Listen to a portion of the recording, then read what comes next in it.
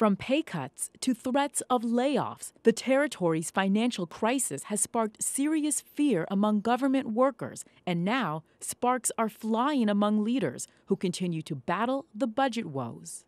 The senators know, as does anyone who has looked at a newscast or read a newspaper, that the national and global economy is not recovering. It is in fact getting worse. The budget passed by the legislature was an action that calls for hundreds to be dismissed. The senators knew what they were doing, and so does the electorate. Not so, says Senate Majority Leader Celestino White, who disagrees that the majority's budget legislation will lead to government layoffs. We are telling the governor the budget is a continuous revolving situation. We don't want you to go to the end of the fiscal period. Let's deal with what is now, and there's no need for the layoff. If the governor decides to move to layoff, we will immediately cancel that 8%.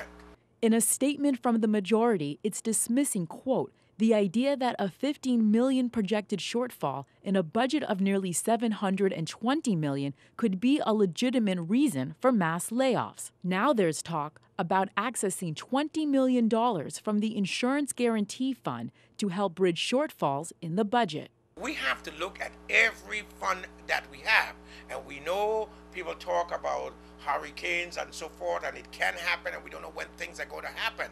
But we have to deal with now and reality, and we have no problem in accessing $20 million in the Insurance Guarantee Fund, and we now have the legislation to do that. So whether the governor sent it or not, we have the legislation, and we will be taking the lead on that.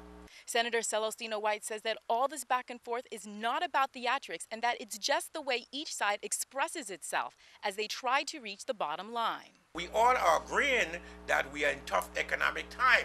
What we are not agreeing on is how to get to the bottom line and how to take care of it.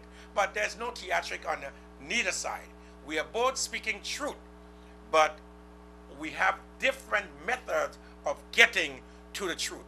And soon, everyone will have another chance to discuss their position about the VI's budget. Next week, Monday, the Senate will go head-to-head with the governor's financial team as they all go head-to-head with the financial crisis.